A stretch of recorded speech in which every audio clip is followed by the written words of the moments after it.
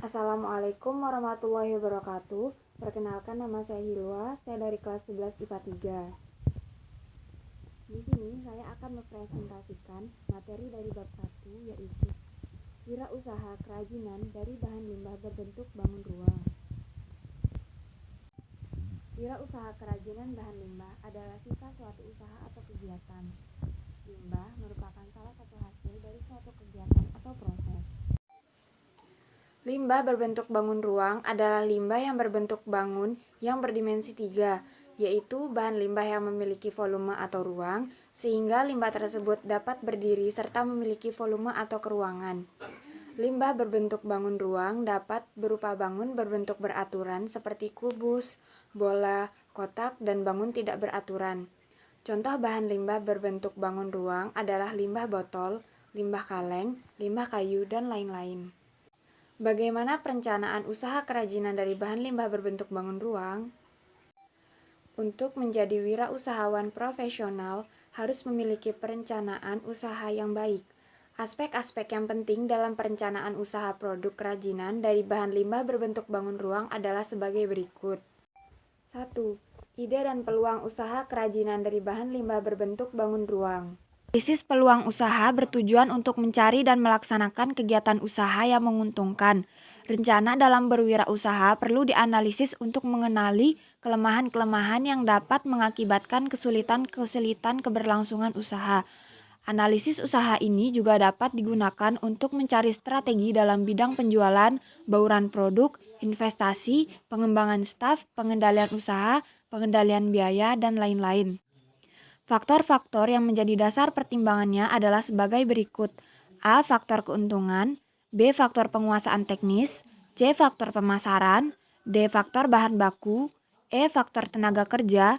F. Faktor modal. G. Faktor risiko. H. Faktor persaingan. I. Faktor fasilitas dan kemudahan. Dan J. Faktor manajemen. Jika wirausaha sudah menetapkan jenis usaha kerajinan sesuai dengan yang diinginkan, dan sudah melalui berbagai macam pertimbangan, tugas yang perlu diperhatikan oleh seorang wirausaha adalah mempertimbangkan hal-hal berikut. 1. Jenis usaha kerajinan yang sesuai dengan hasrat dan minatnya. 2. Jenis usaha kerajinan yang benar-benar akan membawa suatu keuntungan. 3. Jenis usaha kerajinan yang mudah mengurus dan mengerjakannya. 4. Jenis usaha kerajinan yang mudah memeliharanya. 5. Jenis usaha kerajinan yang produknya disenangi dan dibutuhkan konsumen. 6. Jenis usaha kerajinan yang bahan bakunya mudah didapat. Dan 7. Jenis usaha kerajinan yang mendapat dukungan serta perlindungan dari pemerintah. Menganalisis peluang usaha harus dimulai dengan perencanaan yang matang dan penuh perhitungan tentang segala kemungkinan yang akan menggagalkan usaha.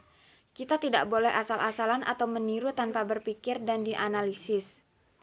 Dengan adanya analisis SWOT, S, strength sama dengan kekuatan, W, weakness sama dengan kelemahan, O, opportunity sama dengan peluang, dan threat sama dengan ancaman. Berarti, kalian dapat mengetahui peta peluang usaha dan ancaman apa yang ada. Dengan tersedianya informasi intern dan ekstern, maka perusahaan akan dapat mengetahui. 1. Di mana usaha itu ada peluang untuk maju dan sukses. 2. Apa saja yang akan mengancam perusahaan. Dan 3. Adakah kekuatan yang membatasi atau menghambat kemampuan dalam mencapai sasaran usaha. Yang kedua, ada sumber daya yang dibutuhkan dalam usaha kerajinan dari bahan limbah berbentuk bangun ruang. Faktor-faktor sumber daya yang menjadi pendukung keberhasilan usaha produk kerajinan dari bahan limbah berbentuk bangun ruang adalah sebagai berikut. A. Faktor manusia.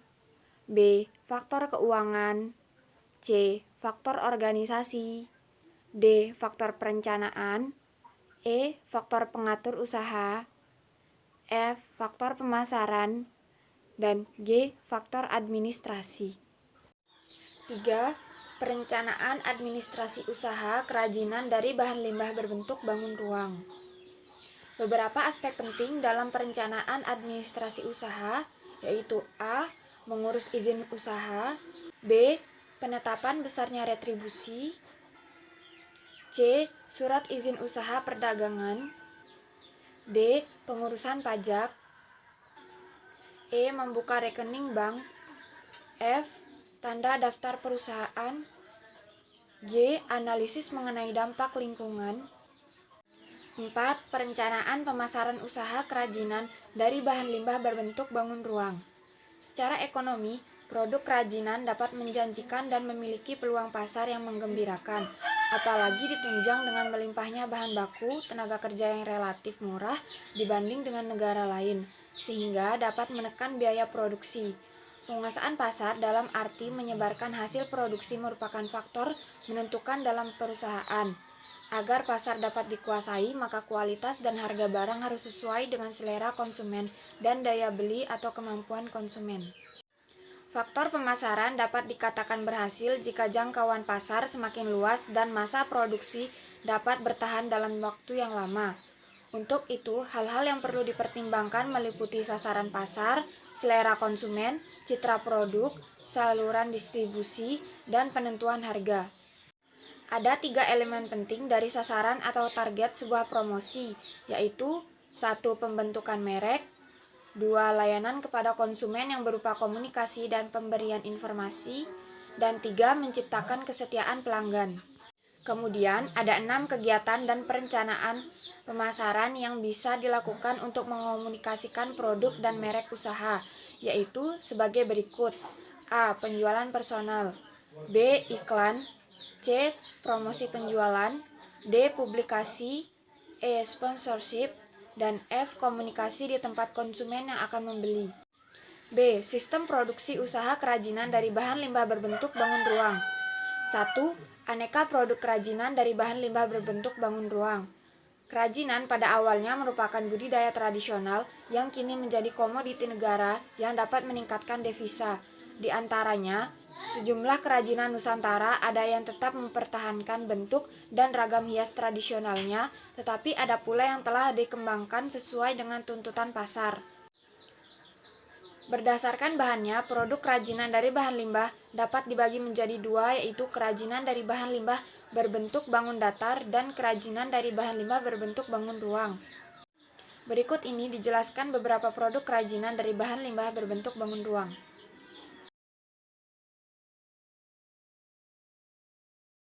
2. Manfaat kerajinan dari bahan limbah berbentuk bangun ruang. Seperti pada produk kerajinan dari bahan limbah berbentuk bangun datar, produk kerajinan dari bahan limbah berbentuk bangun ruang juga memiliki fungsi sebagai berikut. A. Manfaat produk kerajinan sebagai benda pakai. Dan B. Manfaat produk kerajinan sebagai benda hias. 3. Potensi kerajinan dari bahan limbah berbentuk bangun ruang. Masing-masing daerah memiliki ciri khas kerajinan yang menjadi unggulan daerahnya. Hal ini tentu dikarenakan sumber daya yang masing-masing daerah berbeda-beda. Di bawah ini merupakan contoh hasil limbah berbentuk bangun ruang yang dapat dimanfaatkan untuk kerajinan, dilihat dari kondisi wilayahnya. A. Daerah pesisir pantai atau laut. Limbah berbentuk bangun ruang yang banyak tersedia adalah cangkang kerang laut, tulang ikan, tempurung kelapa, sabut kelapa, dan lainnya. B. Daerah pegunungan. Limbah berbentuk bangun ruang yang banyak dihasilkan di daerah ini adalah biji-bijian kering, buah-buahan kering, kulit durian, dan lainnya. C. Daerah pertanian. Limbah berbentuk bangun ruang yang didapat pada daerah ini adalah biji-bijian kering, bunga kering, kulit pohon kering, dan lainnya. D. Daerah perkotaan. Limbah berbentuk bangun ruang yang dihasilkan di daerah perkotaan biasanya kulit kacang, kulit telur, kemasan plastik, botol kaca, kemasan kaleng, dan lainnya. 4. Perencanaan produk kerajinan dari bahan limbah berbentuk bangun ruang. Perencanaan produksi kerajinan umumnya lebih menitik beratkan pada nilai-nilai keunikan dan estetika. Sementara dalam pemenuhan fungsinya lebih menekankan pada pemenuhan fungsi pakai yang lebih bersifat fisik. Misalnya benda-benda pakai perhiasan, furnitur, sandang, dan sebagainya. Dalam perkembangannya, produk kerajinan tidak dapat melepaskan diri dari unsur-unsur seni pada umumnya. Sentuhan-sentuhan estetik sangat penting untuk mewujudkan karya kerajinan yang bermutu dan bernilai ekonomis. Berikut ini adalah beberapa persyaratan dalam perencanaan produksi kerajinan dari bahan limbah berbentuk bangun ruang. A. Menentukan bahan atau material produk kerajinan. B. Menentukan teknik produksi. 5. Alat dan bahan yang dibutuhkan dalam memproduksi kerajinan dari bahan limbah berbentuk bangun ruang. Beberapa karya kerajinan memiliki peralatan khusus yang tidak digunakan pada jenis karya lainnya, tetapi ada juga alat atau bahan yang dipergunakan hampir di semua proses berkarya kerajinan. Alat-alat tulis atau gambar misalnya adalah peralatan yang digunakan dalam proses pembuatan hampir seluruh jenis karya kerajinan, terutama saat membuat rancangan karya kerajinan tersebut. Bahan berkarya kerajinan adalah material habis pakai yang digunakan untuk mewujudkan karya kerajinan tersebut. Ada bahan yang berfungsi sebagai bahan utama dan ada pula sebagai bahan penunjang. 6. Proses produksi kerajinan dari bahan limbah berbentuk bangun ruang. Kualitas karya kerajinan ditentukan oleh kualitas bahan, teknik pengerjaan, desain, dan nilai fungsi. Pemilihan bahan sangat penting karena bahan memiliki kekuatan, bentuk yang bervariasi, tekstur, serat, pori-pori, yang semua ini dapat dimanfaatkan untuk menunjang kualitas, bentuk, dan estetik karya kerajinan. 7. Pengemasan produk kerajinan dari bahan limbah berbentuk bangun ruang. Pengemasan merupakan sistem yang terkoordinasi untuk menyiapkan barang menjadi siap untuk ditransportasikan, didistribusikan, disimpan, dijual, dan dipakai. Adanya wadah atau pembungkus dapat membantu mencegah atau mengurangi kerusakan, melindungi produk yang ada di dalamnya, melindungi dari bahaya pencemaran serta gangguan fisik atau gesekan, benturan, dan getaran. Di samping itu, pengemasan berfungsi untuk menempatkan suatu hasil pengolahan atau produk industri agar mempunyai bentuk-bentuk yang memudahkan dalam penyimpanan, pengangkutan, dan distribusi. Ada beberapa hal yang harus diperhatikan dalam perancangan kemasan, antara lain, pertama, kemasan harus menarik. Kalau kemasan tidak atau kurang menarik, maka ia akan kehilangan fungsinya, karena suatu produk harus bersaing dengan berpuluh-puluh produk lainnya dalam kategori yang sama di tempat penjualan. Kedua, konten atau isi kemasan harus dapat memberikan informasi dan daya tarik tentang barang yang dikemas. Sekian materi dari bab 1 yang dapat saya sampaikan, kurang lebihnya mohon maaf. Wassalamualaikum warahmatullahi wabarakatuh.